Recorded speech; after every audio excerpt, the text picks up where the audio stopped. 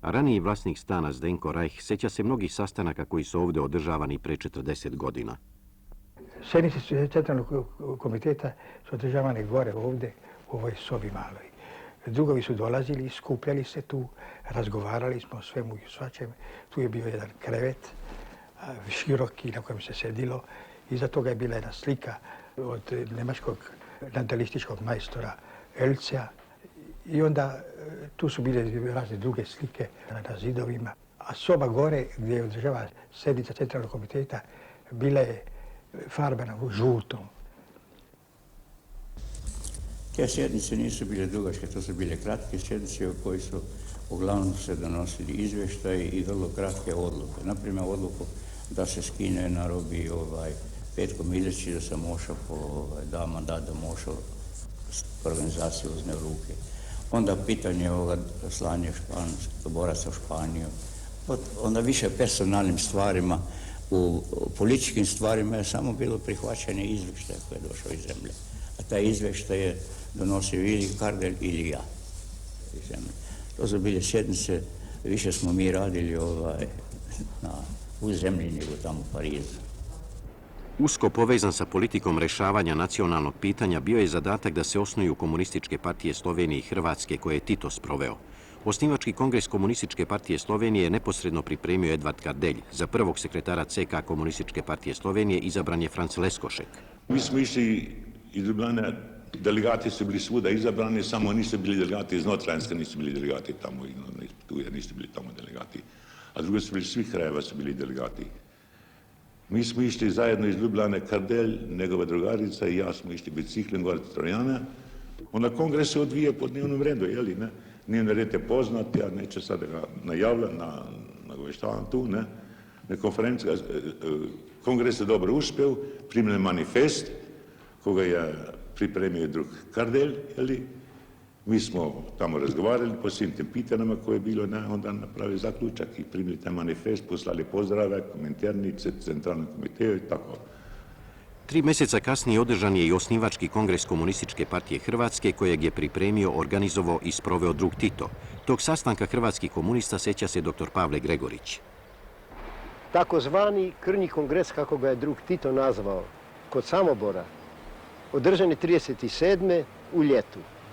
Kako nismo u Zagrebu mogli naći pogodno mjesto u stanu, mi smo morali nekako se orijentirati na šumu. A izabrali smo jedan praznik, kada se dosta ljudi dolazi tamo i mi smo dolazili isto tako kao turisti. Sjećam se, mi smo se već kupili oko neke drvene piramide. Odjedanput vidim ide Janjić, poznati general Capo, sa drugom Titom. Tito je bio obučen kao športaš sa kratkim onim pumpericama, imao je ruksak, vrlo dobro obučen kao što je on uvijek bio. I sad smo se najprije počeli razgovarati koliko nas ima. Tito nije bio naročito zadovoljan, bilo nas je jedva neki između 11, 13, 14, ja mislim da nas nije više bilo. Dakle, premalo za kongres. I tu je počeo taj naš krnji kongres. Tu su došli izveštaji iz partijske organizacije iz Zagreba, onda smo imali delegate iz Slavonije, onda smo imali delegate iz Dalmacije, mislim i Žumberka netko bio, ali neki krajevi nisu bili zastupani. I to je tako trajalo, ja mislim, moguće do jedno 5-6 sati poslije podne. Već u Štaglju, kad smo bili tamo, kad je završena diskusija, onda je Tito predložio da formiramo, da izaberemo centralni komitet. Tamo smo izabrali centralni komitet. U Štaglju smo nastavili diskusiju, a kad je diskusija bila završena, tada je Tito uzeo jednu tanku knjižicu i znam da je sa žiletom rasporio rup i izvukao proglas, taj naš manifest, gdje smo objasnili zašto se formira centralni komitet Hrvatske, gdje smo naročito naglasili na to da Hrvati, komunisti su isto tako dobri Hrvati, jer to se nama predbacivalo. To su Jugoslaveni, oni nemaju ništa sa Hrvatskom. A mi smo upravo tu htjeli naglasiti da su članovi CK dobri Hrvati, da vole svoj jezik, da vole historiju, ali smo u isto vrijeme u tom proglasu naglasili da se borimo za slobodu, za novu Jugoslaviju demokratsku, koja može da bude slobodna samo u zajedničkoj borbi svih naroda Jugoslavije. Prema tomu naglasili smo to bratstvo, što je bilo tada politički vrlo važno. Tito se u to vreme i 2 puta sastaje sa predstavnicima partijskog rukovodstva Srbije, odnosno Beograda, u vezi slanja dobrovoljaca u Španiju, o čemu izveštava Centralni komitet. Komunisti iz svih krajeva Jugoslavije odlaze u Španiju, a među njima dosta studenata sa Beogradskog univerziteta. Još od 1936. godine, kada je izbio veliki studentski štrajk u Beogradu, u borbi za autonomiju univerziteta i za ukidanje fašističke studentske organizacije ORNAS, partija na Beogradskom univerzitetu razvija širok pokret za okupljanje radničke, seoske, školske i studentske omladine. Štrajk kojem su se pridružili i studenti Zagrebačkog i Ljubljanskog univerziteta bio je, kako je to rekao Lola Ribar, jedan kraj i jedan početak, prekretnica u istoriji studentskog i omladinskog pokreta za jedinstvo napredne omladine Jugoslavije. U radu na konsolidaciji naše partije Tito je imao nekoliko važnih zadataka. Prvo, ja sam imao zadatak da u zemlji čim prije partiju reorganiziramo, da je rukovodstvo stvorimo. Jednom rečju da je organiziramo jer je slabo i bilo partijske organizacije. Su bile razbijene 6. januarskom diktaturom.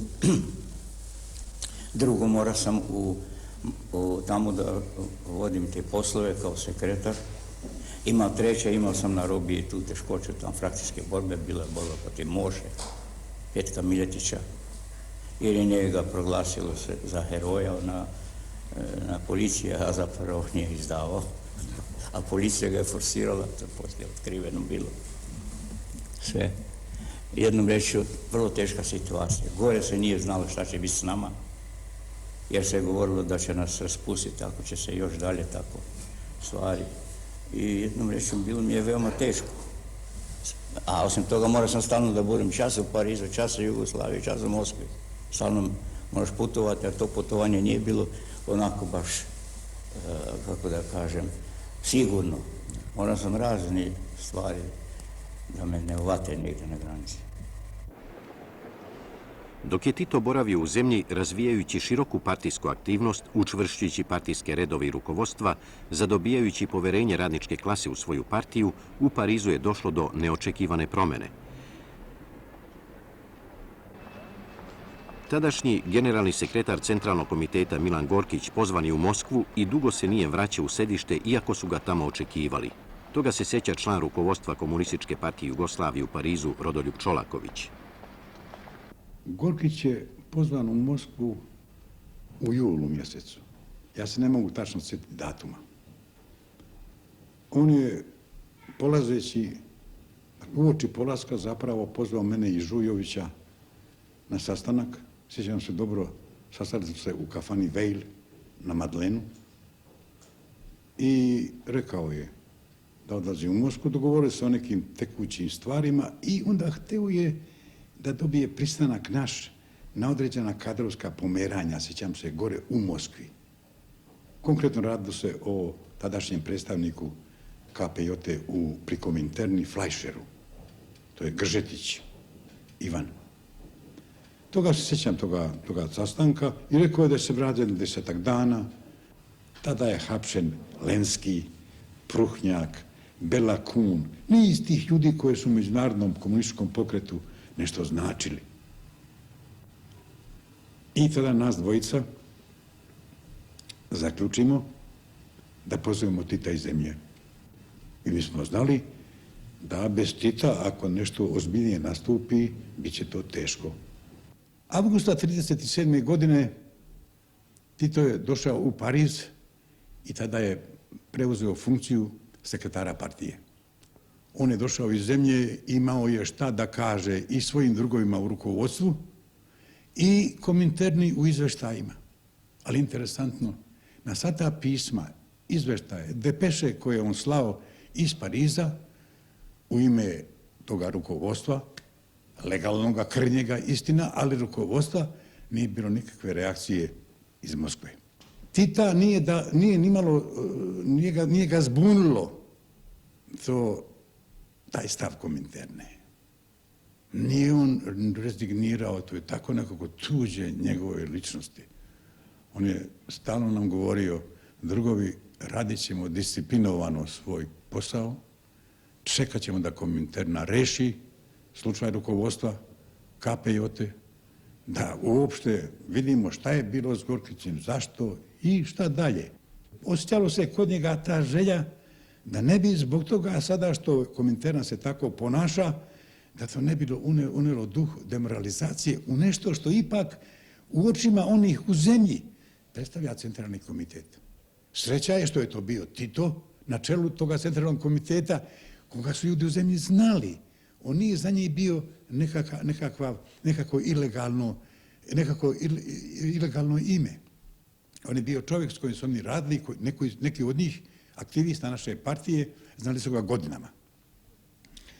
Tako da je nama, da smo mi mogli taj prvi period, tako reći šok, nije to mala stvar ako se uhapsi generalni sekretar jedne partije koji je uživao poverenje Kominterne i koji je imao i specijalna ovlaštenja.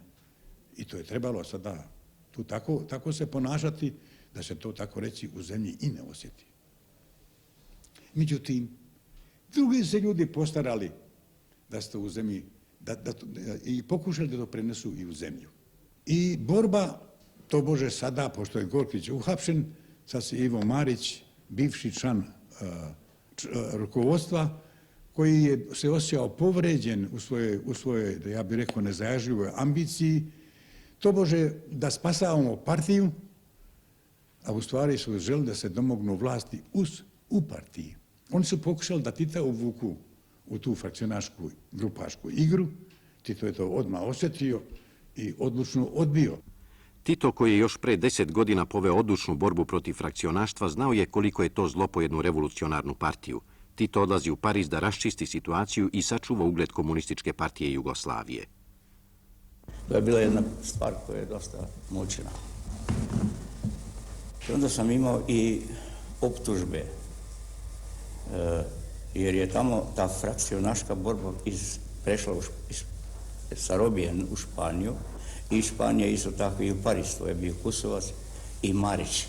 I nekom se ne govori koji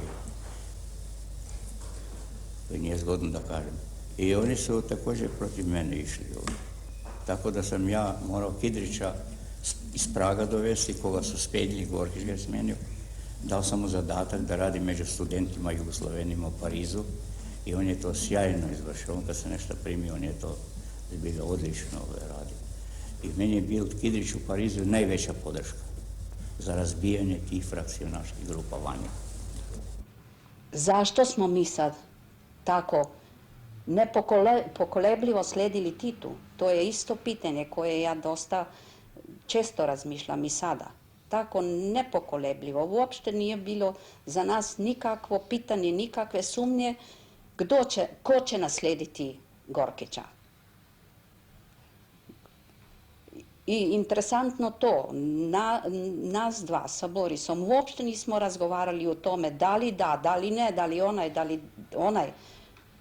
Potpuno je bilo jasno, kao i izgovoreno, dorečeno da je to Tito.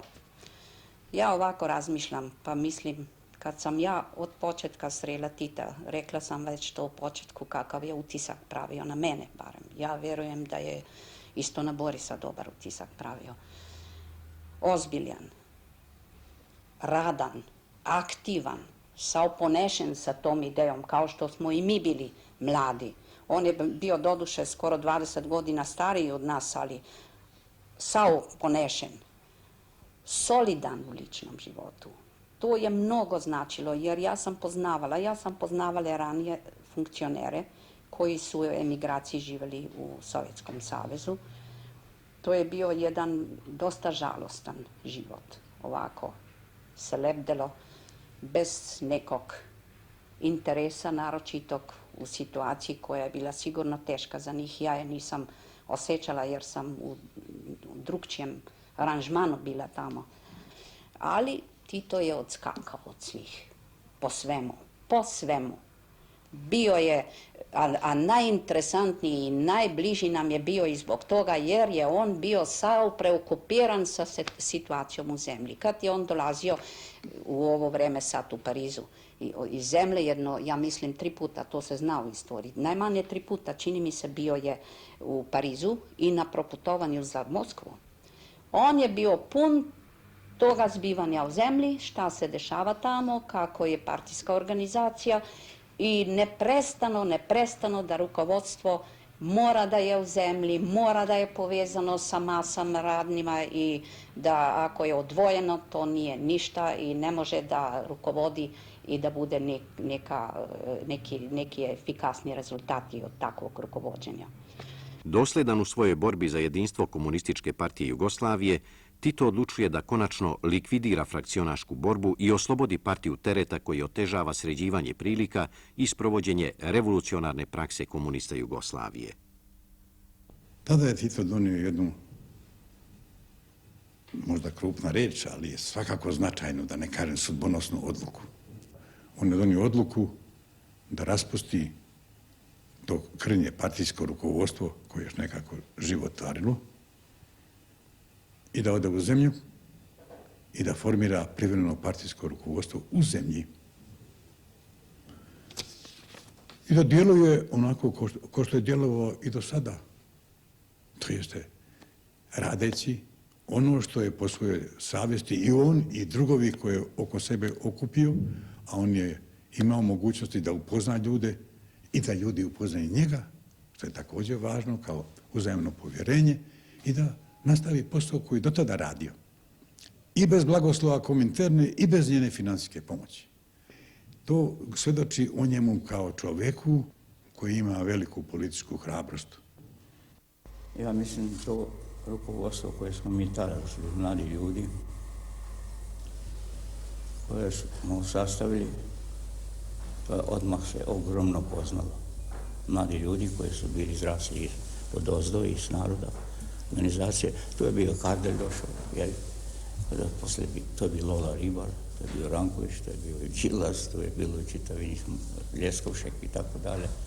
Onda Končer, Kraš, čitavi niz ljudi, pa Ivan Milutinović, oni koji su neki iz robije došli bili mladi. To rukovodstvo je bilo zaista i sposobno i jedinstveno, tu nije bilo nikakvih nikad među nama ništa. Nikada među nama nije, svaka odluka, sve se to izvršavalo. A još je više, tu što smo mi imali u Loli Ribaru kao rukovodecu omladine, koja je jednog vrlo pametnog komunistu koji je tu omladinu zaista okupio. Naravno Skoj koji je brzo porasao na 30.000 članova. To su bili zapravo komunisti. Uz pomoć novog rukovodstva Tito razvija široku partijsku aktivnost u zemlji. Iz Zagreba odlazi u Ljubljanu i sastaje se sa drugovima iz Slovenije. Krećući se pod veoma teškim uslovima ilegalnog rada, Tito obilazi partijsko rukovodstvo u Srbiji, gdje je uprkos velikim provalama i hapšenjima partija ojačala i porastao broj skojevaca. Sa rukovodiocima u Srbiji Tito razgovara i o stanju partijske organizacije na Kosovu. Sastaje se sa rukovodiocima PK Vojvodine, gdje je partijska organizacija dobro stajala. Tito radi i na pripremama partijske konferencije Bosne i Hercegovine i upoznaje se sa stanjem organizacije u Makedoniji. Tito delegira jednog člana novog rukovodstva za pripreme partijske konferencije u Crnoj Gori. Tek krajem avgusta 1938. godine Tito dobija poziv od Kominterne da dođe u Moskvu. Iz Pariza, gledamo mi javlja kuhar, naš koji ima knjižaru tamo, književnik, da je došlo iz Moskve, da dođem odmah u Moskvu, peša. Išao sam u Pariz, tražio sam da mi odmah karte i sve nabave. Dobio sam, letio sam sa avionom. Ja nisam znao šta je gore, ali sam sumnjao da nešto nije u redu sa Gorkićom kad mene zovu. Kad sam došao tamo, Gorkića više nisam našao. Tu je sada se radilo, dali su mi taj mandat. Jeste da ja vodim te poslove kao sekretar general jednom reći i da gledam da partiju osposobim. Tada mi Dimitrov je kadro, kaže, slušaj, Valter, ovaj puta, kaže, više se nećemo šaliti. Ja bih htio da pomognem koliko ne više mogu, ali, kaže, ovo drugi neće, kaže, daj gledaj da bude čim prije vi konsolidirate stvar u Jugoslaviji. Pod rukovodstvom Tita Komunistička partija Jugoslavije je za veoma kratko vreme bila konsolidovana. Okrenuta radnim masama svog naroda i odgovorna samo svojoj radničkoj klasi, Komunistička partija Jugoslavije je zato i bila sposobna da povede jugoslovenske narode na ustanak, da izbori slobodu i izvede socijalističku revoluciju. Zahvaljujući takvoj aktivnosti na izgradnji revolucionarne partije, drug Tito je na kraju 5. zemaljske konferencije KPJ, koja je uoči rata 1940. godine održana u Zagrebu, rekao delegatima: iduću konferenciju moramo održati u zemlji oslobođenoj od tuđina i kapitalista.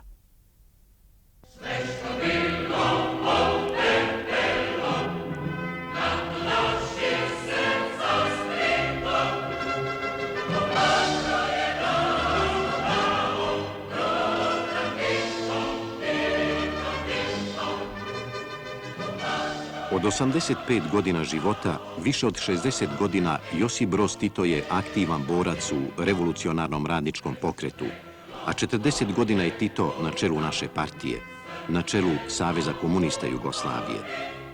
Tito je vodio naše narode u oslobodilačkom ratu i socijalističkoj revoluciji i doveo do pobede. Komunistička partija Jugoslavije, iako je bila malobrojna pred rat, njenih 12.000 članova umeli su pod rukovodstvom Tita da pokrenu stotine hiljada naših ljudi u borbu protiv fašizma za oslobođenje zemlje. Tih 12.000 komunista delovalo je kao jedan, tu nije bilo frakcionaštva. Svi su disciplinovano izvršavali zadatke koje su Tito i partija pred njih postavljali. Svojom ličnošću Josip Broz Tito dao je obeležje čitavoj jednoj epohi, istorijskoj epohi jugoslovenskih naroda, epohi u kojoj živimo. Za ime Tita, čija 2 jubileja, 85 godina života i 40 godina rada na čelu partije, proslavljaju svi naši narodi i narodnosti, vezano je ime sloboda, ravnopravnost, bratstvo, jedinstvo, samoupravljanje, nezavisnost, nesvrstanost, mir i sreća.